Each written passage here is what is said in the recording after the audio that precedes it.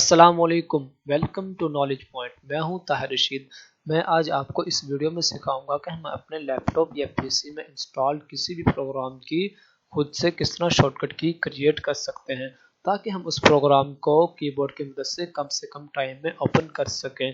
आइए हम किसी प्रोग्राम की शॉर्टकट की क्रिएट करते हैं। जैसा कि हमारे पास यहाँ पर MS वर्ड है, मैं चाहता हूँ कि मैं इसे शॉर्टकट की के ज़रिए ओपन करूँ, तो हम इसकी शॉर्टकट की क्रिएट करते हैं। सबसे पहले हम इसके ऊपर राइट क्लिक करेंगे। जैसा ही हमने राइट क्लिक किया तो हमारे पास कुछ ऑप्शन शो होंगी।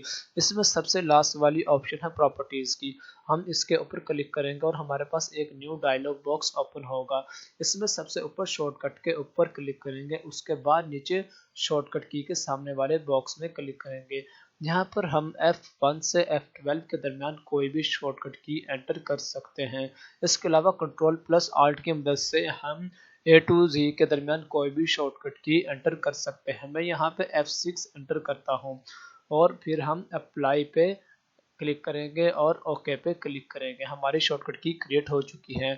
अब हम देखते हैं हमारी शॉर्टकट की क्रिएट हुई है या नहीं। मैं यहाँ पर F6 एंटर करता हूँ। जैसे ही मैंने F6 एंटर किया तो MS वर्ड ओपन हो गया, यानी हमारी शॉर्टकट की क्रिएट हो चुकी है। इसी तरह इसी शॉर्टकट की को हम बआसानी रिमूव भी कर सकते हैं। सबसे पहले हम MS वर्ड के ऊपर राइट क्लिक करेंगे और प्रॉपर्टीज़ के ऊपर क्लिक करेंगे।